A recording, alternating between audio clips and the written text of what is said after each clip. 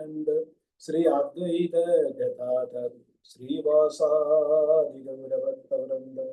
ഹരേ കൃഷ്ണ കൃഷ്ണ കൃഷ്ണ ഹരേ ഹരേ, ഹരേ രാമ രാമ രാമ ഹരേ ഹരേ.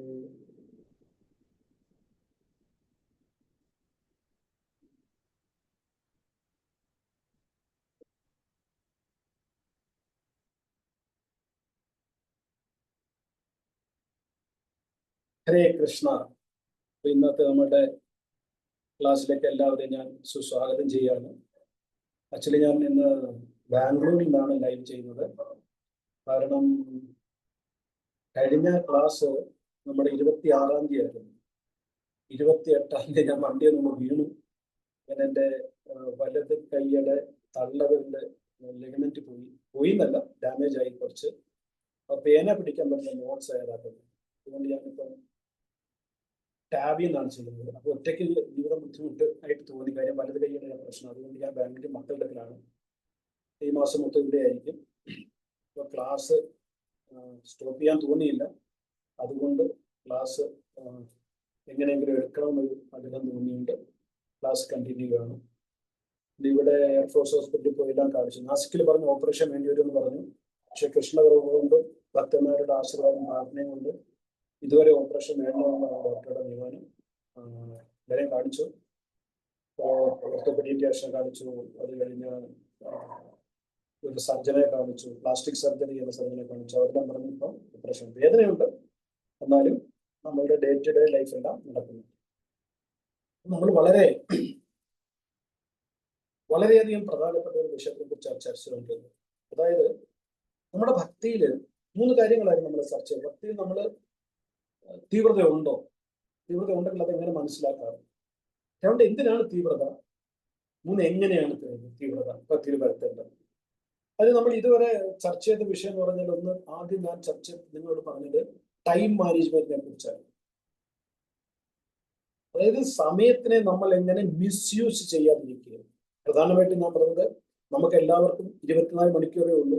ആ 24 മണിക്കൂറിൽ നിന്നുകൊണ്ട് തന്നെ നമുക്ക് ഭക്തി ചെയ്യേണ്ടി വരും. 2 കൈകളും 2 കാലും ഒക്കെ ഉള്ളൂ നമ്മുടെ കയ്യിൽ. അപ്പൊ ഭൗതികമായ ഉത്തരവാദിത്തങ്ങൾ നിറവേറ്റിക്കൊണ്ട് കൃഷ്ണഭക്തിയിൽ എങ്ങനെ തീവ്രത വരുത്താമെന്നതിനെ കുറിച്ച് ടൈം മാനേജ്മെന്റ്, അത് കഴിഞ്ഞ് വളരെ വിശദമായിട്ട് ജപത്തിനെ കുറിച്ച് പറഞ്ഞു, ശ്രവണത്തിനെ കുറിച്ച് പറഞ്ഞു. കഴിഞ്ഞ ക്ലാസ്സിൽ നമ്മൾ സ്മരണത്തെ കുറിച്ച് ടച്ച് ചെയ്തു, പക്ഷെ സ്മരണത്തെ കുറിച്ച് കുറച്ചുകൂടെ ബാക്കിയുണ്ട്. അപ്പൊ ഇന്നുകൊണ്ട് നമ്മൾ ഈ സെഷൻ തീർക്കും. 10-15 മിനിറ്റ് വേണ്ടി വന്നാൽ കൂടുതൽ എടുത്തുകൊണ്ട് ഇന്ന് തന്നെ തീർക്കാനാണ് ഉദ്ദേശിക്കുന്നത്. അപ്പം സ്മരണത്തിനെ കുറിച്ച് പറഞ്ഞപ്പോഴാണ് കുറച്ചുകൂടി സ്മരണത്തെ കുറിച്ച് നമ്മൾ വിശദമായിട്ട് കുറച്ചുകൂടി ചർച്ച ചെയ്യേണ്ട ആവശ്യമുണ്ടെന്ന് എനിക്ക് തോന്നിയത്. അതായത് എല്ലാ ആധ്യാത്മിക ഗ്രന്ഥങ്ങളുടെയും എല്ലാ ശാസ്ത്രങ്ങളുടെയും അതിന്റെ എസെൻസ് എന്ന് പറഞ്ഞാൽ കൃഷ്ണസ്മരണമാണ്. അതാണ് അന്തേ നാരായണ സ്മൃതി. അതായത് ഈ അവസ്ഥയിൽ നമ്മൾ എത്രമാത്രം കൃഷ്ണനെ സ്മരിക്കാൻ കഴിയുന്നുണ്ട് എന്നതിനെ ആശ്രയിച്ചാണ് മരണസമയത്ത് നമുക്ക് ഭഗവാനെ സ്മരിക്കാൻ കഴിയുന്നത്. അപ്പൊ അതിന് വേണ്ടിയിട്ടെങ്കിലും നമുക്ക് നമ്മുടെ ഭക്തിയിൽ തീവ്രത വരുത്തിയേ മതിയാവും. വെറും കൃഷ്ണസ്മരണ കൊണ്ടാണ് പ്രഹ്ലാദ മഹാരാജ് തന്റെ ശുദ്ധഭക്തിയിലൂടെ സ്മരണയിലൂടെ ഭഗവാനെ പ്രസന്നാക്കിയത്. കഴിഞ്ഞ ക്ലാസ്സിൽ തന്നെ നമ്മൾ ഗീതയിലെ കുറെ ശ്ലോകങ്ങൾ കണ്ടിരുന്നു.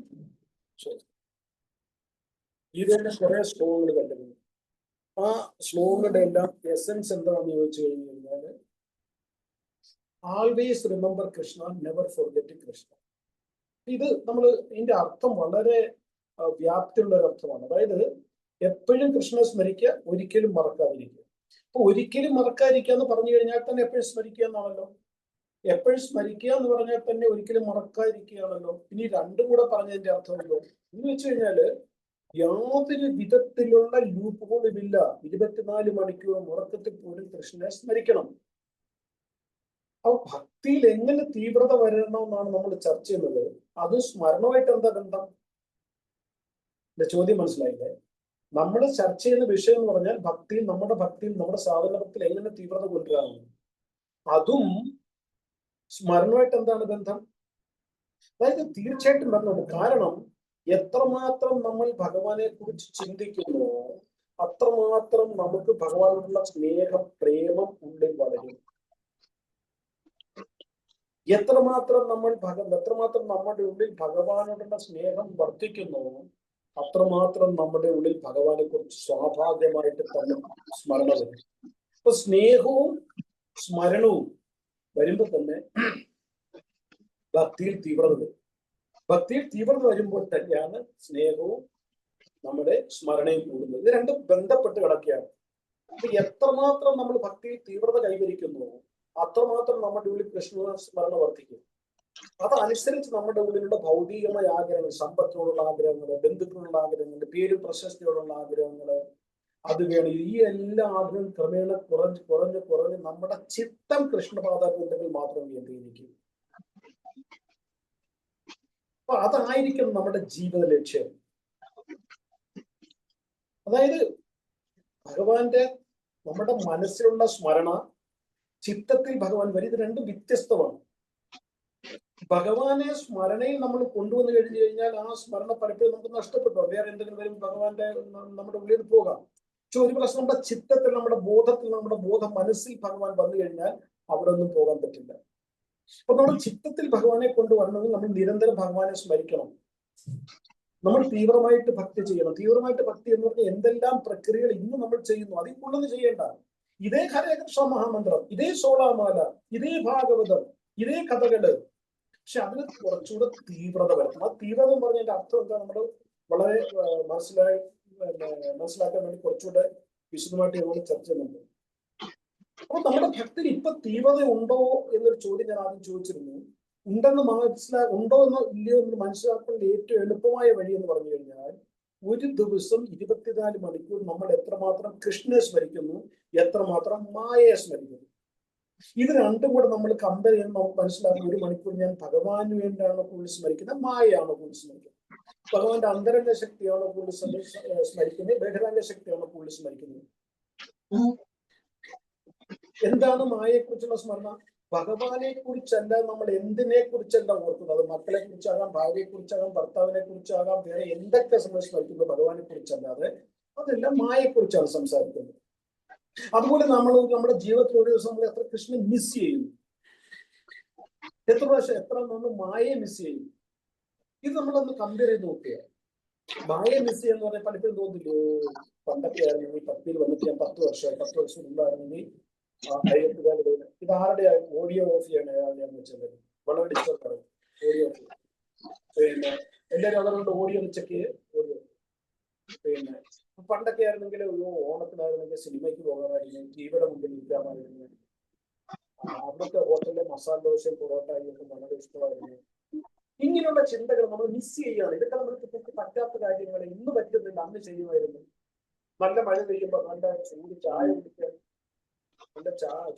കുടിക്കാൻ പോകുന്നത് നമ്മൾ മിസ് ചെയ്യുന്നുണ്ട്. നമ്മൾ കൃഷ്ണനെ മിസ് ചെയ്യുന്നുണ്ടോ? ഇത് നമ്മൾ നോക്കുമ്പോൾ കൃഷ്ണ മിസ് ചെയ്യാന്ന് പറയാൻ കൃഷ്ണ സ്മരണ ഇല്ലാത്ത അവസ്ഥയാണ് കൃഷ്ണ മിസ് ചെയ്യുന്നത്. ഇതൊക്കെ നമ്മളിപ്പോ സാധക സ്റ്റേജിലാണ്. ഇവിടെ നമുക്ക് കൃഷ്ണൻ മിസ് ചെയ്യാൻ വിരക ദുഃഖം നമുക്ക് അനുഭവപ്പെടാതിരിക്കാം.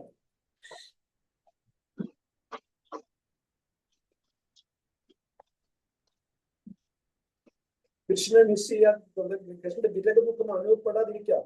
കാരണം കൃഷ്ണനോടുള്ള ഒത്തുള്ള, ആ കൃഷ്ണനോട് ചേർന്നുള്ള ആ അനുഭവം നമുക്കില്ല. നമുക്ക് എന്തെങ്കിലും നഷ്ടപ്പെട്ടെന്ന് തോന്നണമെങ്കിൽ ആ സാധനം നമ്മുടെ കയ്യിൽ ഉണ്ടെങ്കിൽ മാത്രമേ നമുക്ക് നഷ്ടപ്പെട്ടു തോന്നുകയുള്ളൂ.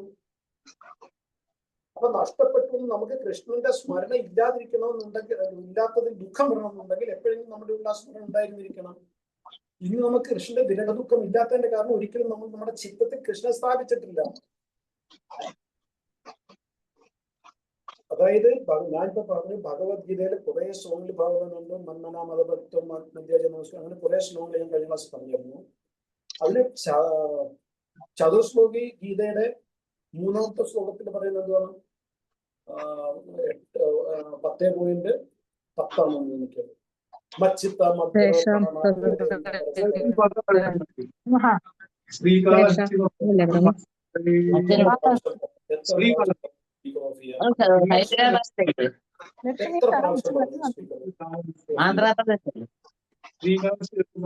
അവരവരുടെ സ്പീക്കർ ഒന്ന് ചെക്ക് ചെയ്ത് എന്താ ബുദ്ധിമുട്ട്? അതിപ്പോ അവരോട് എങ്ങനെയാ പറയാ, ഓണ്ടിക്കാരോട്? പ്രാചി അതായത് ശിവമന്ദിരം ഓൺ ചെയ്ത് വെച്ചിട്ട് വേറെ ജോലിക്ക് പോവുകയാണ്. അതാണ് പ്രശ്നം. ഓക്കെ, മച്ചിത്ത അതിനകത്ത് പോയിട്ട് ഞാൻ അതായത് വീട്ടിൽ ഛർദ്ദിക്കാൻ ചിത്തത്തിൽ ഭഗവാനെ തുടങ്ങുന്നു. കുട്ടി ഛർദ്ദിക്കും. വലിയ ഫേമസ് ആ കാളഹസ്തി. പണ്ടേ കൈ തൊഴുത് പ്രാർത്ഥിക്കുകയാണ്. എല്ലാവരും ഒന്നും മിണ്ടാതിരിക്കുക പ്ലീസ്. വളരെ ബുദ്ധിമുട്ടിയാണ് ഒരു ക്ലാസ് ഞാൻ പ്രിപ്പയർ ചെയ്യുന്നത്. നിങ്ങൾ ഇത്ര ഈസി ആയിട്ട് സിമ്പിൾ ആയിട്ട് ഇത് എടുക്കുകയാണെങ്കിൽ ഏകാദശി ദിവസം എന്റെ എല്ലാ നിങ്ങൾ എല്ലാവരും മിണ്ടാതിരിക്കുക. എല്ലാവരും ദയവേത് മിണ്ടാതിരിക്കുക. ആരും മിണ്ടാതിരിക്കുക. അത് ഈ തെലുങ്കാനയുടെ എല്ലാവരും മിണ്ടാതിരിക്കുക. ആരും മിണ്ടണ്ട. ആന്ധ്രയിൽ എല്ലാവരും മിണ്ടാതിരിക്കുക. 2000 പഴക്കമുള്ള അമ്പലം ഏതാ? തിരുപ്പതി. ഇതിൽ നോക്കാം, തപ്പ് നോക്കാം, ഗൂഗിൾ സെർച്ച് ചെയ്യാം. ശിവരാത്രിയായിട്ടുള്ള കഥയുണ്ട്. ശിവരാത്രി മഹാത്മ്യമുണ്ട്. അതിനകത്ത് പ്രഭു മാതാജിയാണ്. ഇന്ദുമതി മാതാജി, പ്ലീസ് ആ മൈക്കൊന്ന് ഓഫ് ചെയ്യാമോന്ന്. ഹരേ കൃഷ്ണ. ഇങ്ങനെയാണ് എനിക്ക് ക്ലാസ് മുമ്പോട്ട് കൊണ്ടുപോകാൻ പറ്റില്ല. അത്രമാത്രം ബുദ്ധിമുട്ടിയാണ് ഓരോ ക്ലാസ് ഉണ്ടാക്കുന്നത്. ഇങ്ങനെയുള്ളവരുടെ ഇന്ദുമതി മാതാജി ആരുടെ മൈക്കാന്ന് വെച്ചാൽ അവരെ ഔട്ട് ചെയ്യാത്ത ക്ലാസ്. ഇന്ദുമതി മാതാജിയാണ്. കേൾക്കുന്നില്ല പ്രഭു പറഞ്ഞത്. ഇന്ദുമതി മാതാജിയുടെ മൈക്ക് ഓണാണ്, പറഞ്ഞിട്ട് കേൾക്കണില്ല മാതാജി. ആരെങ്കിലും ഫോൺ ചെയ്ത് പറയാം പ്രഭു. ഓക്കെ.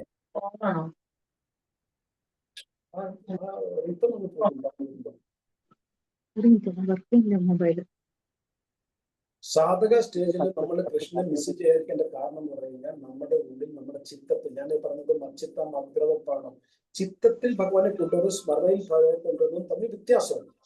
ഇന്ന് നമുക്ക് നമ്മുടെ സ്മരണയിൽ ഭഗവാനെ കൊണ്ടുവന്ന് വന്ന് ചിത്തത്തിൽ ഭഗവാൻ വരുന്നു. ഒരു പ്രാവശ്യം ചിത്തത്തിൽ വന്നു കഴിഞ്ഞാൽ പിന്നെ ഭഗവാൻ അവിടെ നിന്ന് വരത്തില്ല. അപ്പൊ ഇവിടെ നമുക്ക് ഇന്ന് ആ അനുഭവം വരാത്ത കാരണം നമ്മൾ കൃഷ്ണനെ മിസ് ചെയ്യുന്നില്ല. പക്ഷെ നിരന്തര നാമജപത്തിലൂടെയും ഭാഗവത വായനയിലൂടെയും ഭാഗവത ശ്രവണത്തിലൂടെയും വിവിധ സേവനങ്ങളിലൂടെയും നമ്മുടെ ഉള്ളിൽ ഉറങ്ങിക്കിടക്കുന്ന കൃഷ്ണ പ്രേമത്തെ ഉണർത്താൻ നമുക്ക് കഴിയും. അങ്ങനെ നമ്മുടെ ഉള്ളിലുള്ള കൃഷ്ണ പ്രേമത്തെ ഉണർത്തണമെങ്കിൽ ദൈവത കൊണ്ടുവന്നേ മതിയാകും. ഞാൻ നേരത്തെ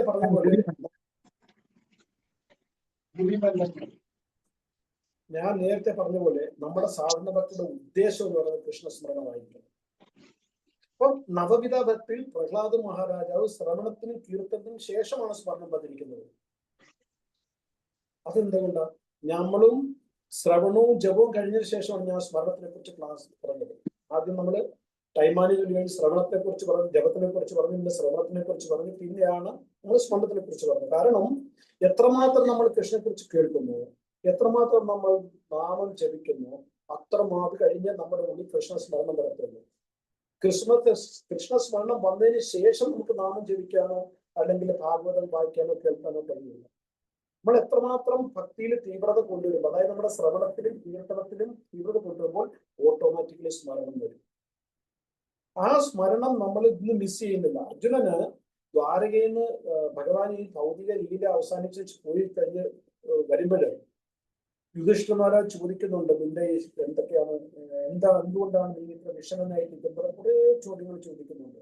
ആ കവലേശ്വരത്തിൽ 15ാമത്തെ അധ്യായത്തില് കുറെ 6ാമത്തെ ശ്ലോകത്തിൽ ചോദിക്കുന്നുണ്ട്, യസ്യ കൃഷ്ണ വിയോഗേന ലോകോ ഹി അർജുനൻ പറയുന്നതാണ് മറുപടി. യസ്യ കൃഷ്ണ വിയോഗേന ലോകോ ഹി അപ്രിയദർശന ഉത്തേന രഹിതോ ഹി ഏഷ മൃത്യ പ്രയോജിത യഥ. അതായത് അർജുൻ പറയുന്നത്, ഒരു നിമിഷത്തേക്കുള്ള വേർപാട് എല്ലാ പ്രപഞ്ചങ്ങളെയും ജീവനില്ലാത്ത ശരീരങ്ങളെ പോലെ പ്രതികൂലവും ശൂന്യവുമാക്കുന്ന ആ കൃഷ്ണൻ എനിക്ക് നഷ്ടപ്പെട്ടു, അവനെനിക്ക് നഷ്ടപ്പെട്ടു. അപ്പൊ എല്ലാ പ്രപഞ്ചങ്ങളും എന്ന് പറഞ്ഞാൽ ഈ പ്രപഞ്ചത്തിലുള്ള സകലതിനെയും ജീവനില്ലാത്ത പറഞ്ഞാൽ മരണതുല്യമാക്കുകയാണ്. എന്ത്? കൃഷ്ണന്റെ ഒരു നിമിഷത്തെ വേർപാട്. ആ വേർപാട് ഇന്ന് നമ്മൾ ഇവിടെ ഫീൽ ചെയ്യുന്നില്ല. ഇവിടെ അർജുനന് ഒരു നിമിഷത്തേക്കുള്ള ഭഗവാന്റെ വേർപാട് പോലും സഹിക്കാൻ കഴിയുന്നില്ലെന്നാണ്. ഇവിടെ വേർപാടെന്ന് പറയുമ്പോൾ ഫിസിക്കൽ സെപ്പറേഷൻ മാത്രമല്ല, ഭൗതികമായ മാത്രമല്ല, ഓർമ്മ, സ്മരണ പോലും, ഒരു നിമിഷം പോലും കൃഷ്ണനെ സ്മരിക്കാതിരിക്കാൻ പറ്റാത്ത അവസ്ഥ. ആ അവസ്ഥയിൽ നമ്മൾ നിർജീവമാകുകയാണ് വേണ്ടത്. ഇത് തന്നെയാണ് ചൈതന്യ ശിക്ഷാചരണത്തിലെ 7ാമത്തെ ശ്ലോകത്തിൽ പറയുന്നത്, യുവ ഇതം നിമിഷേന ചക്ഷുഷ പ്രാവൃഷ ഇതം ശൂന്യ ഇതം ജഗത് സർവം ഗോവിന്ദ വിരഹേണമേ. അതിനകത്ത് ചൈതന്യ മഹാപ്രഭു പറയുന്നത്, അല്ലയോ ഗോവിന്ദ, അങ്ങയുടെ വേർപാട് അനുഭവിക്കവേ ഒരു നിമിഷം, ഒരു യുഗമോ അതിലധികമായി എനിക്ക് തോന്നുന്നു. എന്റെ നേത്രങ്ങളിൽ നിന്ന് പെരുമഴ പോലെ കണ്ണുനീർ പ്രവഹിക്കുന്നു. അങ്ങയുടെ സാന്നിധ്യമില്ലാത്ത ലോകത്തിൽ എല്ലാം ശൂന്യമായി എനിക്ക് തോന്നുന്നു. ശൂന്യ ഇതം ജഗത് സർവം ഗോവിന്ദ വിരകേണമേ. അപ്പൊ ഇവിടെ ഭഗവാന്റെ സ്മരണ ഇല്ലാത്ത അവസ്ഥ എന്ന് പറഞ്ഞു കഴിഞ്ഞാൽ ഒരു നിർജീവ അവസ്ഥയാണ്.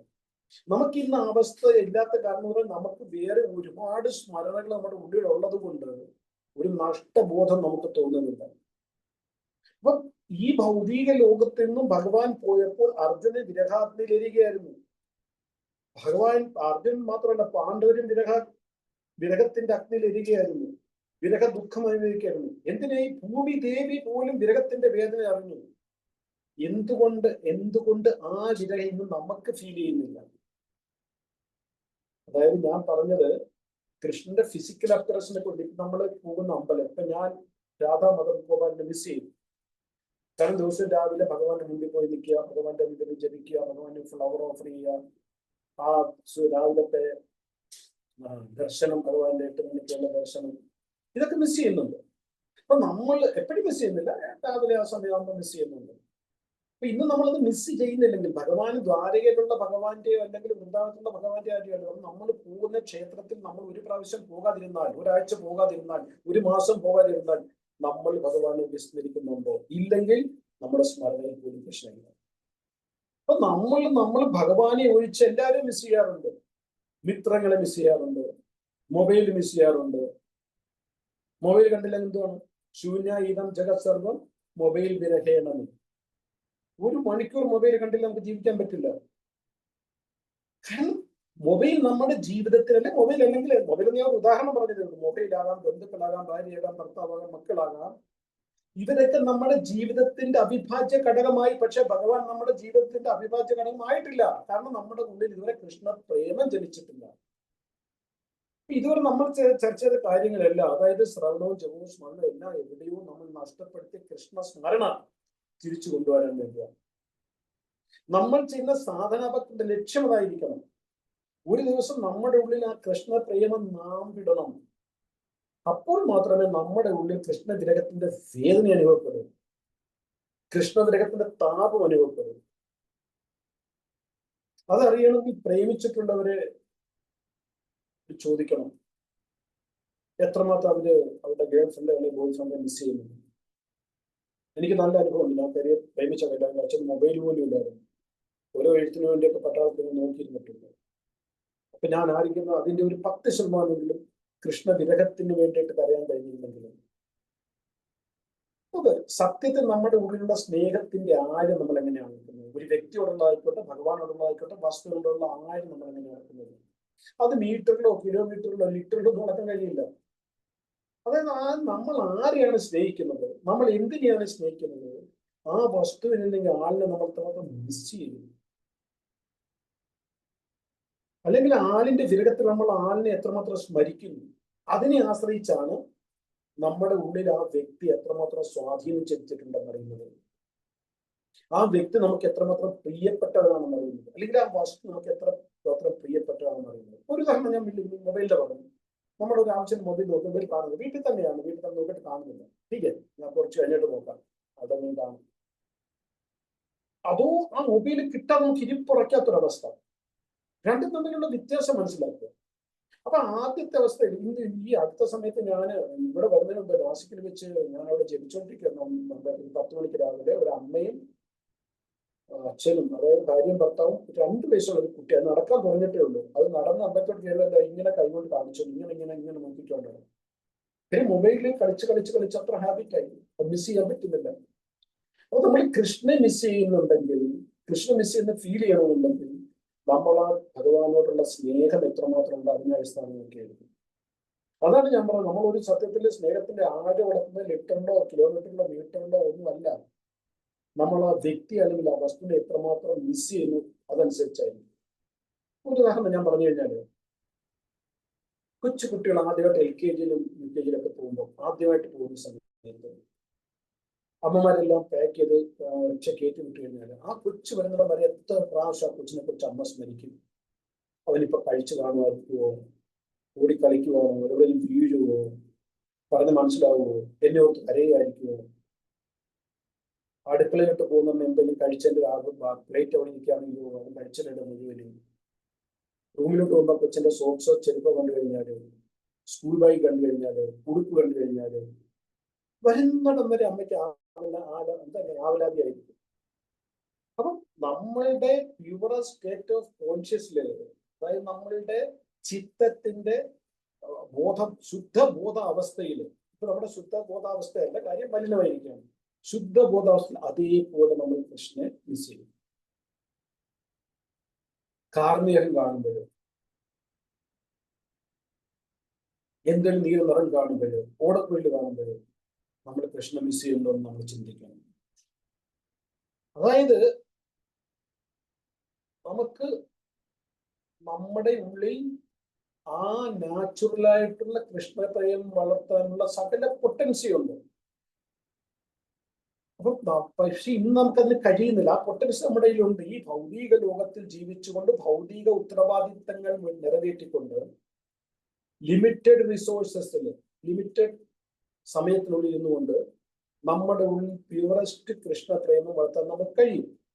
പക്ഷെ ഇന്ന് നമുക്കത് കഴിയാത്ത കാരണം എന്ന് പറഞ്ഞാൽ നിർഭാഗ്യവശാൽ നമ്മളുടെ ഫോക്കസ് കൃഷ്ണനിൽ നിന്ന് മാറ്റി പല വിധത്തിൽ പല സ്ഥലങ്ങളിലാക്കി കളയും. അത് ബന്ധുക്കളിലാകാം, വേറെ നമ്മുടെ ഭൗതിക ഉത്തരവാദിത്തങ്ങളിലാകാം.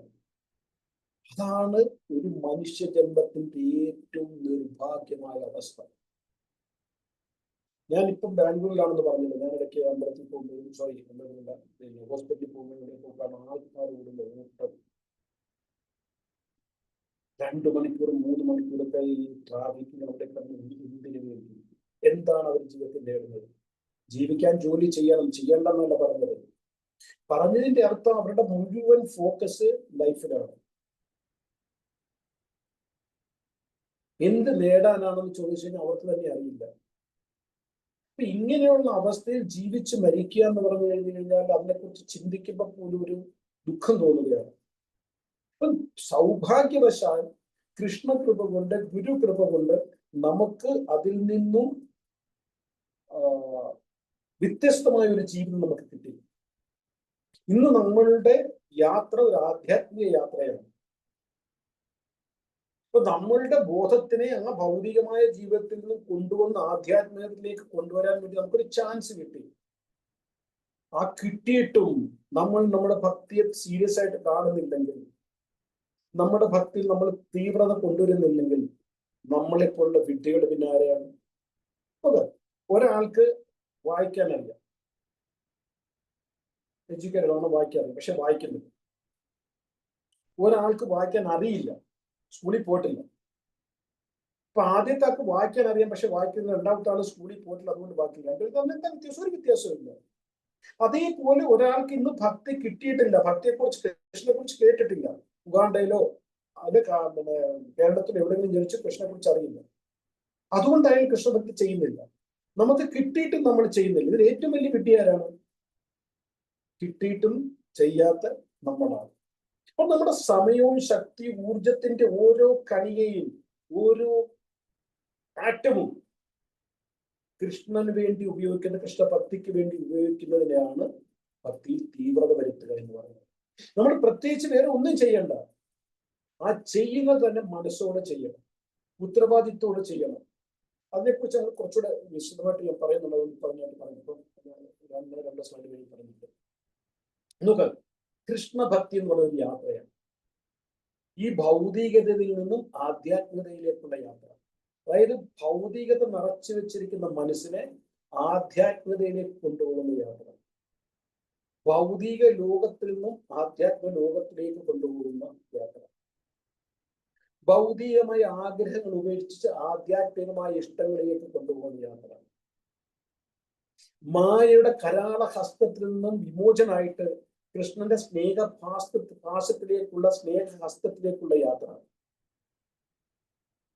അന്ധകാരത്തിൽ നിന്നും പ്രകാശത്തിലേക്കുള്ള യാത്ര. ഈ യാത്രയില് നമ്മളൊരു സ്റ്റെപ്പ് മുമ്പോട്ട് വെക്കുമ്പോൾ കൃഷ്ണൻ 10 സ്റ്റെപ്പ് നമ്മളുടെ അടുക്കിലേക്ക് വരും. നമ്മൾ ഒരു സ്റ്റെപ്പ് വെച്ചാൽ മതി, കൃഷ്ണൻ 10 സ്റ്റെപ്പ് നമ്മളുടെ അടുക്കിലേക്ക് വരും. പക്ഷെ ഒരു കണ്ടീഷൻ ഉണ്ട്. എന്താണത്? ആദ്യത്തെ സ്റ്റെപ്പ് നമുക്ക് ഓർമ്മ തരുന്നത്.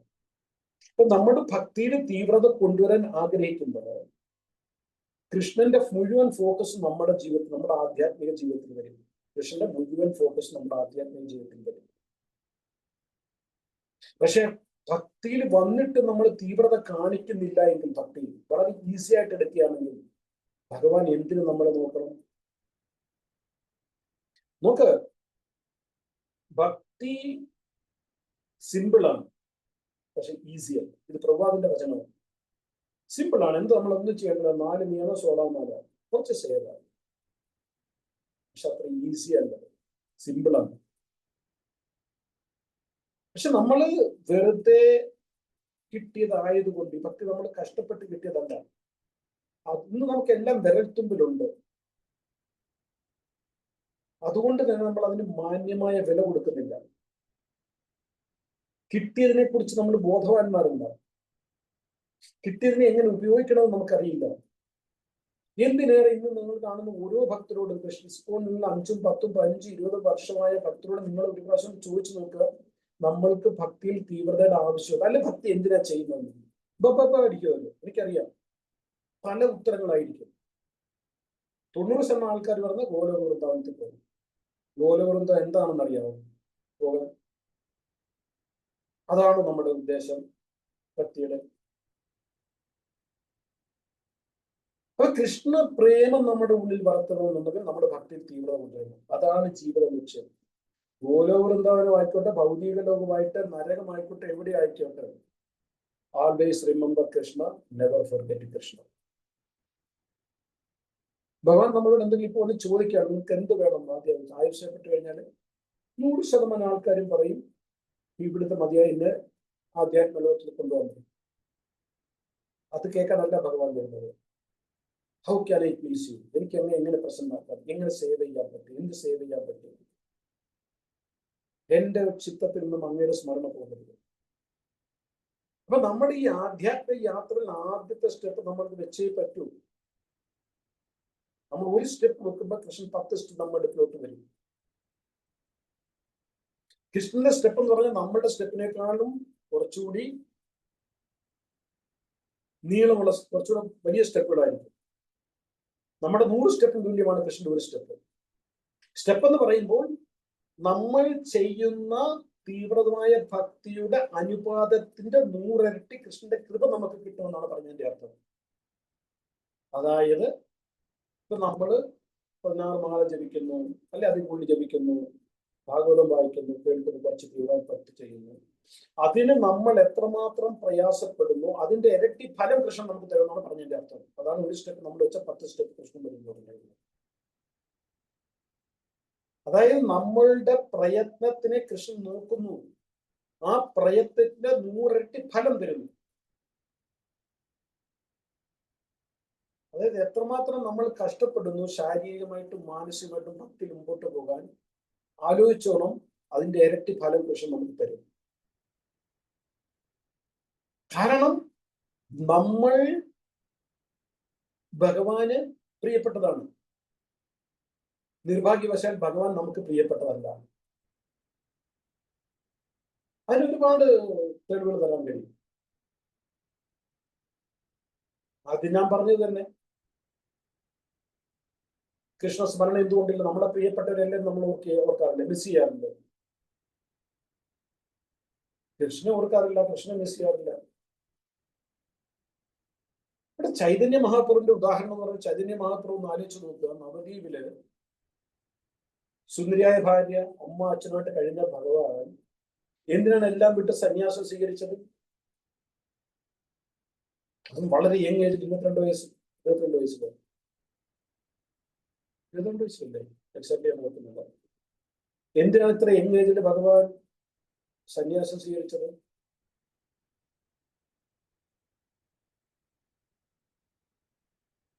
നമ്മളുടെ ആ സ്റ്റെപ്പ്, ഒരു സ്റ്റെപ്പിന് വേണ്ടി ഭഗവാൻ കാത്തിരിക്കുകയാണ്. ചൈതന്യ മഹാപ്രഭു സന്യാസി നമുക്ക് കൃഷ്ണ പ്രേമം തരാൻ വേണ്ടിയിട്ടാണ്. നമ്മുടെ ഉള്ളിൽ കൃഷ്ണപ്രേമം ഇല്ല എന്ന് പറഞ്ഞിട്ട് ഞാൻ ഒരു സ്റ്റെപ്പ് പറഞ്ഞ, ഭഗവാൻ ആധ്യാത്മിക ലോകത്തിന്, ഈ ഭൗതിക ലോകത്തിലേക്ക് വന്ന എത്ര സ്റ്റെപ്പ് വെച്ചിട്ടാണ്?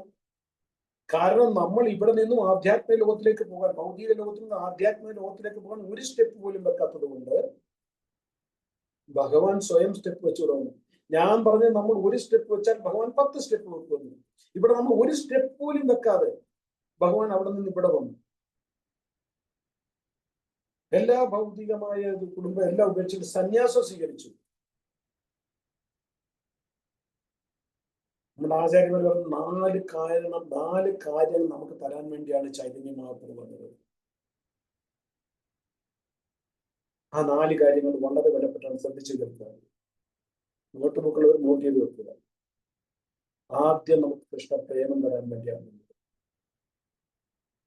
ജീവിതത്തിന്റെ അൾട്ടിമേറ്റ് ഗോൾ എന്ന് പറയുന്നത്, ജീവിതത്തിന്റെ ഏറ്റവും ആത്യന്തിക ലക്ഷ്യം എന്ന് പറയുന്നത് കൃഷ്ണ പ്രേമമാണ്. ഏതൊരു ജീവാത്മാവിന്റെയും ചെയ്യുകയോ ചെയ്യാതിരിക്കുകയോ ആയിക്കോട്ടെ, ഈ മനുഷ്യ ശരീരം നമുക്ക് തന്നതിന്റെ പ്രധാന ഉദ്ദേശം എന്ന് പറയുന്നത് നമ്മുടെ ഉള്ളിൽ കൃഷ്ണപ്രേമം ഉണ്ട്. ഉറങ്ങി കിടക്കുന്ന കൃഷ്ണപ്രേമത്തെ വളർത്തിയെടുക്കുക.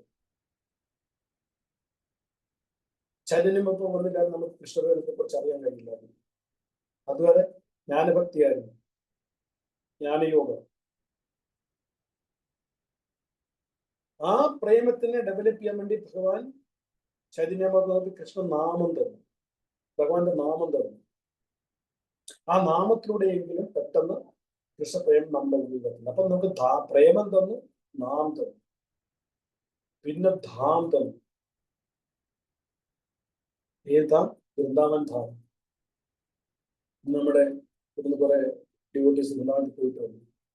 ചൈതന്യ മഹാപ്രഭുവിന്റെ മുമ്പ് മുഗളന്മാർ അതിനെല്ലാം നശിപ്പിച്ച് ആരും കാണാതെ, രാധാകുണ്ട് പോലും അറിയാന്നല്ലാതെ, ശ്യാംകുണ്ട് എവിടെയാണെന്ന് അറിയാതെ ഉറങ്ങിക്കിടന്നിരുന്ന ആ വൃന്ദാവനത്തെ ഇന്നത്തെ സ്ഥിതിയിലാക്കിയത് ചൈതന്യ മഹാപ്രഭുവാണ് കണ്ടുപിടിച്ചിട്ട്. അതായത് ഈ ലോകത്തിലുള്ള നമ്മെപ്പോലുള്ള ബദ്ധ ജീവാത്മാക്കൾ ആ വൃന്ദാവനത്തിന്റെ മാധുര്യത്തെ നുകരാൻ വേണ്ടിയിട്ട് ആധ്യാത്മിക ലോകത്തിൽ നിന്ന് ഭഗവാൻ ഈ ഭൗതിക ലോകത്തിൽ വന്ന് കുടുംബം ഉപേക്ഷിച്ച്, ബന്ധം ഉപേക്ഷിച്ച്, സ്ഥലം ഉപേക്ഷിച്ച് വൃന്ദാവനത്തിൽ വന്ന് വൃന്ദാവനത്തിൽ ഓരോ സ്ഥലവും കണ്ടെടുത്ത് തന്ന എന്തുകൊണ്ടാണ്? നമ്മളുള്ള സ്നേഹം കൊണ്ട്. ആ സ്നേഹത്തിനെ തിരിച്ചു കൊടുക്കാൻ നമുക്ക് കഴിയുന്നുണ്ടോ? ആ സ്നേഹത്തിന് പകരം വെക്കാൻ ഉണ്ടെന്നുണ്ടോ? എന്താണ് ഭഗവാൻ നമ്മളോട് ചോദിക്കുന്നത്? 2 കാര്യങ്ങൾ. നിന്റെ മനസ്സ്, നിന്റെ ബോധം എനിക്ക് തരാം. അതിന് പോലും കഴിയാത്ത നമ്മളെ കുറിച്ച് എന്താ പറയാ? ഇവിടെ ഞാൻ പറഞ്ഞതിന്റെ അർത്ഥം എന്ന് പറഞ്ഞു കഴിഞ്ഞാൽ, ഭക്തിയിൽ എന്തിനാണ് തീവ്രത വരുത്തുന്നതെന്ന് ചോദിച്ചു കഴിഞ്ഞാല്, നമ്മുടെ ഉള്ളിൽ ഉറങ്ങിക്കിടക്കുന്ന കൃഷ്ണ പ്രേമത്തിന് ഉണർത്തണം. ആ പ്രേമത്തിൽ നമ്മൾ ഉണർത്തി കഴിയുമ്പോൾ നമ്മളുടെ സ്മരണയിൽ നിന്ന് കൃഷ്ണൻ പോകില്ല, നമ്മുടെ ചിത്തത്തിൽ നിന്ന് കൃഷ്ണൻ പോകില്ല. നമുക്ക് ഭഗവാൻ പ്രേമം തന്നു, നാമം തന്നു, ധാമം തന്നു. പിന്നെ നമുക്ക് തന്നാണ് രാധാറാണിയുടെ ഗ്രേറ്റ്നെസ്. ആരാണ് രാധാറാണി എന്ന് അറിയിപ്പിക്കാൻ വേണ്ടി ഭഗവാൻ രാധാറാണിയുടെ ഭാവത്തോടു കൂടി വന്നു. രാധാറിനെ കുറിച്ച് നമ്മൾ മനസ്സിലാക്കിയത്, നമ്മുടെ ആചാര്യന്മാരെ മനസ്സിലാക്കിയത് ചൈതന്യ മഹാപ്രഭുവിലൂടെയാണ്. അപ്പം ഈ 4 ഗിഫ്റ്റ് ഭഗവാൻ നമുക്ക് തന്നു. എന്ന് ഞാൻ പറയാം: കൃഷ്ണപ്രേമം, കൃഷ്ണനാമം, വൃന്ദാവൻ ധാം, ശ്രീ രാധാറാണി. അപ്പൊ നമ്മുടെ ഭക്തിയിൽ തീവ്രത വരുത്തുക എന്ന് പറഞ്ഞ ഈ 4 കാര്യങ്ങൾ നമുക്ക് വേണ്ടി ഭഗവാൻ കൊണ്ടു തന്ന ഈ 4 കാര്യങ്ങളെ 2 കൈയും കെട്ടി സ്വീകരിക്കുക.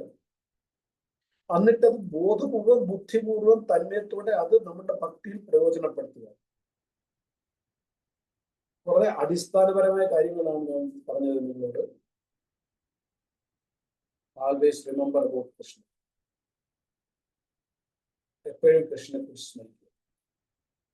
നമ്മുടെ ഏറ്റവും വലിയ രസം എന്ന് പറഞ്ഞാല്, ഭഗവാന്റെ ക്ഷേത്രത്തിൽ, ഭഗവാന്റെ വിഗ്രഹത്തിന് മുമ്പിൽ, ഭഗവാന്റെ ഭക്തരുടെ മുമ്പിൽ, ഭഗവാന്റെ ഭക്തരുടെ ഒപ്പം ഇരുന്ന് ഭഗവാന്റെ കഥ കേൾക്കുമ്പോഴും നമ്മൾ ഭഗവാനെ കുറിച്ച് ഓർക്കാറില്ല. നമ്മുടെ മനസ്സ് വല്ലയിടത്ത് വരും. ആലോചിച്ച് നോക്കിയ അവസ്ഥ. ഭഗവാന്റെ വിഗ്രഹത്തിന് മുമ്പിൽ, ഭഗവാന്റെ ക്ഷേത്രത്തിൽ, ഭഗവാന്റെ ഭക്തരുടെ മുമ്പിൽ നിന്ന് ഭഗവാന്റെ നാമം ജപിക്കുമ്പോഴും നമ്മളുടെ മനസ്സ് വല്ലയിടത്തുമാണ്. ബാക്കിയുള്ള സമയത്തെ കാര്യം പറയാനുണ്ടോ? പിന്നെ ഭഗവാന്റെ മുമ്പിൽ നിന്ന് ഭഗവാനെ സ്മരിക്കാത്ത, ഭഗവാനെ കുറിച്ച് കേൾക്കുമ്പോൾ ഭഗവാനെ സ്മരിക്കാത്ത, ഭഗവാന്റെ ഭക്തരോടൊപ്പം ഇരുന്ന് ഭഗവാനെ കുറിച്ച് സ്മരിക്കാത്ത, ഭഗവാന്റെ നാമം ജപിക്കുമ്പോൾ ഭഗവാനെ കുറിച്ച് സ്മരിക്കാത്ത നമ്മളുടെ ചിത്തത്തിൽ എങ്ങനെ ഭഗവാൻ വരും? ഭഗവത് സ്മരണ വരും. ക്ഷേത്രത്തിനുള്ളിൽ ഇരുന്നുകൊണ്ട് രണ്ട് ഡിവോട്ടികൾ നാം സംസാരിക്കുന്ന കാര്യം എന്തായിരിക്കും? ഭഗവാനെ കുറിച്ചാണോ? നിങ്ങൾ തന്നെ നിങ്ങളോട് ചോദ്യം. വേറെ എന്തെല്ലാം കാര്യങ്ങൾ പറയും?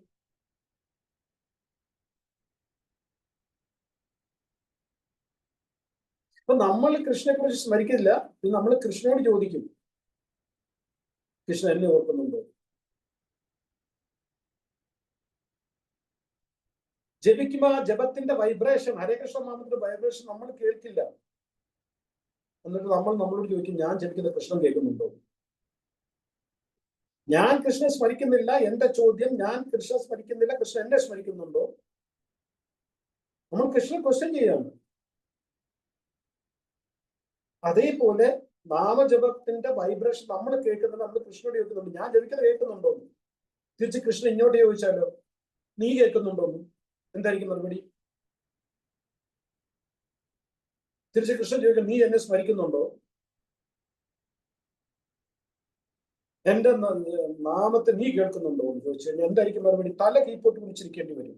സൗഭാഗ്യം കൃഷ്ണൻ നമ്മളൊന്നും ചോദിക്കുന്നില്ല. നമ്മുടെ ആഗ്രഹം ഞാൻ സ്മരിക്കുന്നു ഇല്ലെന്നുള്ള പ്രശ്നം, കൃഷ്ണൻ എന്നെ സ്മരിക്കണം. ഞാൻ കേൾക്കുന്നു ഇല്ലെന്നുള്ളതിന്റെ പ്രശ്നം, കൃഷ്ണൻ എന്നെ കേൾക്കണം. കുറഞ്ഞ പക്ഷം നമ്മൾ ചെയ്യുന്ന ഒരു പ്രവൃത്തി, അത് സേവയായിക്കോട്ടെ, റീഡിംഗ് ആയിക്കോട്ടെ, ശ്രവണമായിക്കോട്ടെ, ജപമായിക്കോട്ടെ, ആ സമയത്തെങ്കിലും പരിപൂർണമായിട്ട് കൃഷ്ണനെ സമർപ്പിച്ചുകൊണ്ട് അത് ചെയ്യുക.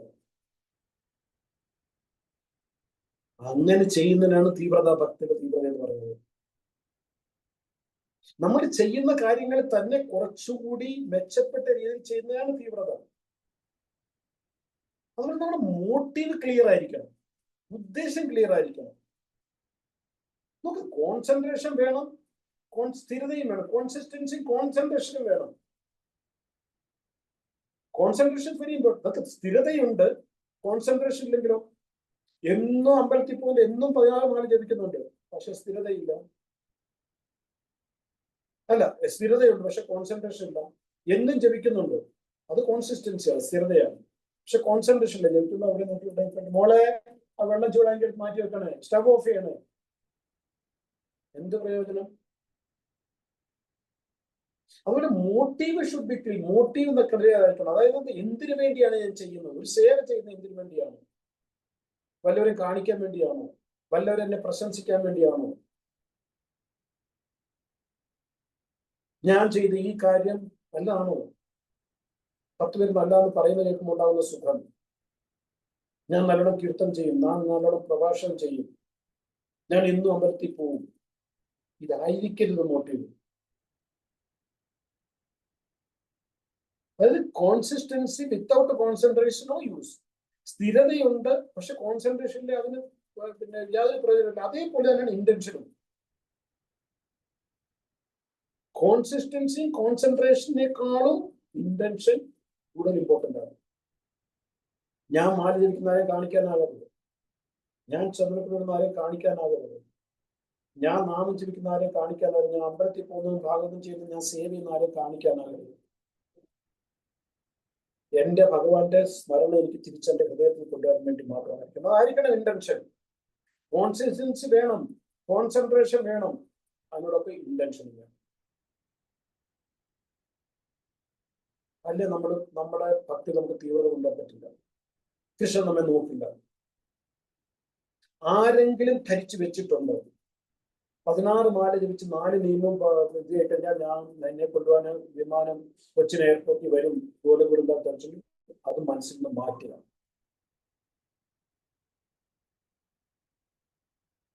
അങ്ങനെ നിഷ്പ്രയാസം ആർക്കും ഗോലകുടുംബത്തിൽ പോകാൻ പറ്റില്ല.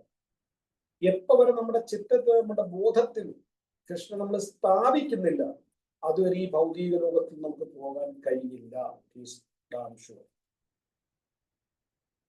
പ്രഭുപാദ് പറഞ്ഞു, സോളമാല ജപ് കരോ, ചാർമിക പാടം കരോ, മേലേക്ക് ജാവുക. അതിൻ്റെ ഇടയ്ക്ക് കണ്ടീഷൻ അപ്ലൈ താഴെ എഴുതിയിട്ടുണ്ട്, അറ്റൻറ്റീവ് ചാൻഡിങ്, കോൺസെൻട്രേഷനോടെ ജപിക്കാൻ, ശ്രദ്ധയോടെ ജപിക്കാൻ. അത് നമ്മൾ ചെയ്യുന്നുണ്ടോ? ഇപ്പൊ ആരെങ്കിലും 32 മാല ഇട്ടുണ്ട്, 16 മാല ഗുരുവിന് നമ്മൾ കൊടുത്ത വാക്ക്, ആ 16 മാല ഒരിടത്തിരുന്ന് ശാന്തമായിട്ട് ശബ്ദം കേൾക്കുന്ന നമ്മുടെ ചെവിയുടെ ഉള്ളിൽ കർമ്മേന്ദ്രത്തിനുള്ളിൽ പോകുന്ന രീതിയിൽ മനസ്സിനെ ഏകാഗ്രമാക്കാൻ കഴിയില്ലെങ്കിൽ ശ്രമിച്ചുകൊണ്ട്, അതാണ് പ്രയാസം, അതാണ് എഫർട്ട്. അങ്ങനെയാണ് തീവ്രത വരുന്നത്. ഒരു ദിവസം നമ്മളൊന്ന് ശുദ്ധഭക്തരാകില്ല. ഇപ്പൊ നമുക്ക് നമ്മുടെ മനസ്സിനെ നിയന്ത്രിക്കാൻ കഴിയുന്ന സാരമില്ല. ഒരു മന്ത്രം, ഒരു അക്ഷരം നമുക്ക് ശ്രദ്ധിച്ച് ചെയ്യാൻ കഴിയുമെങ്കിൽ അത് കൂട്ടിക്കൊണ്ടിക്കൊണ്ടുവരും. ഞാൻ ഇത്രയൊക്കെ പറഞ്ഞെങ്കിൽ ഇതിലൊക്കെ ഞാൻ സ്ട്രഗിൾ ചെയ്തുകൊണ്ടാണ് ഇരിക്കുന്നത്, ശ്രമിച്ചുകൊണ്ടിരിക്കുകയാണ്. പക്ഷെ നമ്മൾ ശ്രമിച്ചുകൊണ്ടിരുന്ന കൃഷ്ണകർമ്മത്തിൽ തീർച്ചയായിട്ടും കിട്ടും, നോ ഡൗട്ട് അറ്റ് ഓൾ. അത് ഏത് രീതിയിൽ എങ്ങനെ നമുക്ക് ആർക്കും പറയാൻ കഴിയില്ല. അപ്പൊ ഈ വിഷയത്തിൽ ഒരുപാട് ഇങ്ങനെ സംസാരിക്കാനുണ്ട്. ബട്ട് ഞാൻ ഇന്നിവിടെ നിർത്തുകയാണ്. നമ്മൾ ചർച്ച ചെയ്ത വിഷയം എന്ന് പറഞ്ഞാൽ ഭക്തിയിൽ എങ്ങനെ തീവ്രത വരുത്താം. നമ്മുടെ സമയം വേസ്റ്റ് ചെയ്യുമ്പോഴല്ല, അവ്യർത്ഥ കാലത്വം ആ ശബ്ദ ഓർത്തിരിക്കുക എപ്പോഴും. അതായത് നമ്മൾ എപ്പോഴെല്ലാം സമയം വേസ്റ്റ് ചെയ്യുന്നു, നമ്മുടെ കൃഷ്ണഭക്തിക്ക് അല്ലാതെ എപ്പോഴെങ്കിലും നമ്മൾ സമയം വേസ്റ്റ് ചെയ്യുകയാണെങ്കിൽ ഉടനെ ഈ ഒരു സെന്റൻസ് നിങ്ങൾ മനസ്സിലാക്കണം, അവ്യർത്ഥ കാലത്വം. അതായത് ഞാൻ സമയം പാഴാക്കുന്നു, സമയം പാഴാക്കാൻ പാടില്ല.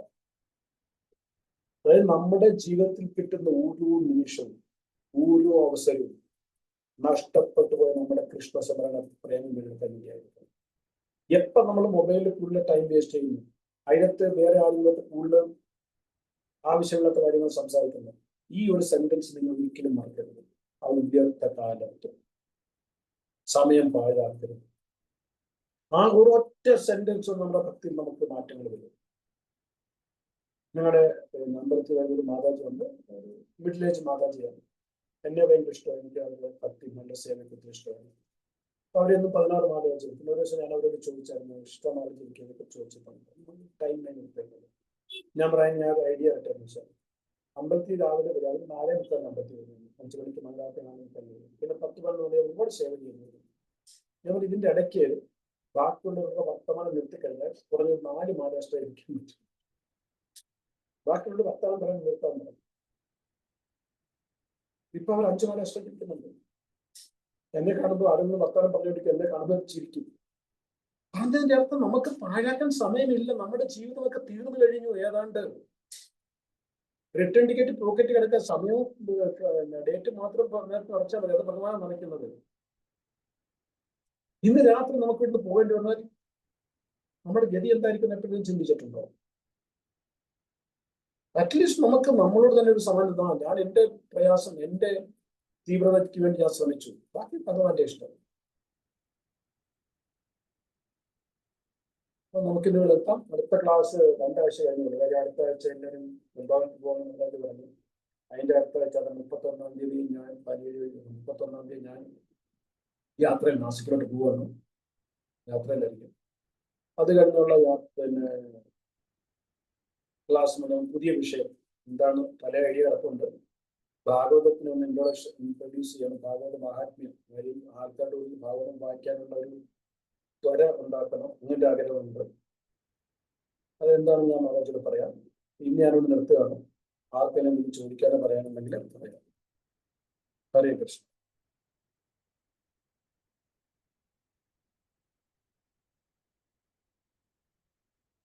ഹരേ കൃഷ്ണ. ഹരേ കൃഷ്ണ. പ്രണാം പ്രഭു.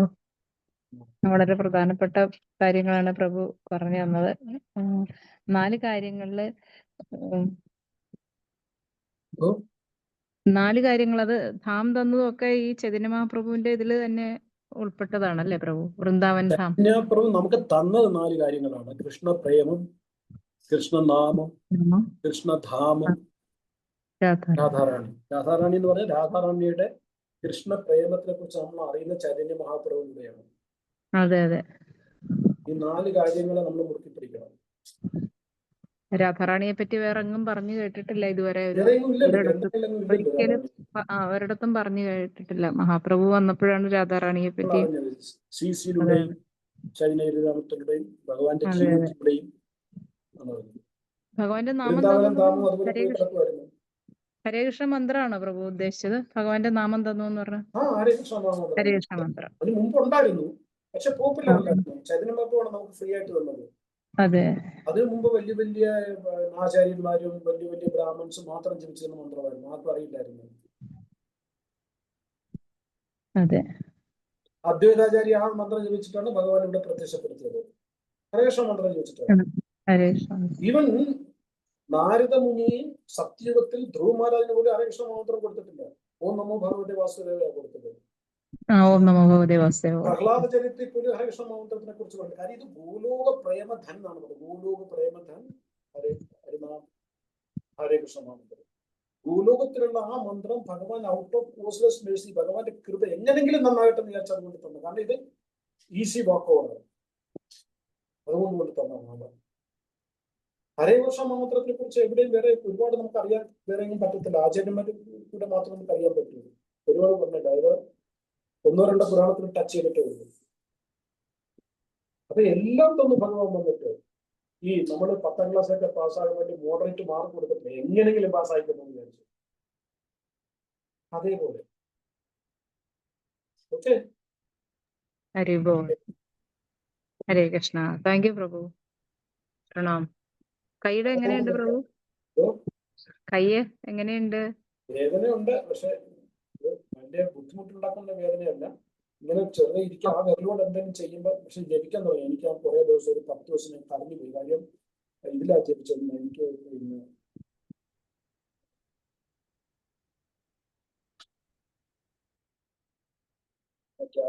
കയ്യിൽ ക്യാപിട്ടൊക്കെ വരുന്ന തലവരല്ല. അപ്പൊ എനിക്ക് ജപിക്കാൻ പറ്റില്ല. ഞാൻ കൗണ്ടറിൽ ഇടതിലാണ് ജപിച്ചത്. അപ്പൊ കൗണ്ടറിൽ ഇടത് ജപിക്കുക പ്രശ്നം എന്ന് പറയാൻ ഞെക്കാനൊന്നും മറന്നു പോയി. നാമ ജപിച്ചു അതെ ശരിയാ. 1 മണിക്കൂറിൽ 7 മാല 8 മാലയാകുന്നു. ഞാൻ 10-11 മാല ചോദിച്ചിട്ടുണ്ടായിരുന്നു. 10 മാല 2 മണിക്കൂറിലും 16 മാല ആകത്തില്ലായിരുന്നു. പിന്നെ ഒരു ബുദ്ധിമുട്ട്. അത് ശ്രദ്ധിക്കുമ്പോൾ ഇത് ശ്രദ്ധിക്കാൻ പറ്റില്ല. പക്ഷെ ഇപ്പൊ ഇവിടുത്തെ ഡോക്ടർ പറഞ്ഞു അത് എടുത്ത് മാറ്റ്, കൈക്ക് എക്സ്പ്രസ് എടുക്കുമ്പോഴൊക്കെ ജപിക്കാൻ പറ്റുന്നുണ്ട്. ജപിക്കുമ്പോൾ വേദനയില്ല, ഇങ്ങനെ വെക്കുമ്പോൾ വേദന, ഇങ്ങനെ നടക്കുമ്പോൾ നല്ല വേദന. അതുകൊണ്ട് എഴുതാൻ പറ്റാത്ത അത് പിന്നെ ടാബ് വാങ്ങിച്ച ടാബിലായിരുന്നു ചെയ്തത്. നോട്ട്സ് തയ്യാറാക്കാൻ പേന പിടിച്ച് എഴുതാൻ പറ്റുന്നത്. ഓക്കെ, നമുക്ക് നിർത്താം. Thank you Prabhu. Hare Krishna. Hare Krishna. Narottam Prabhu. Hari Bol. Hare Krishna. Hari ball.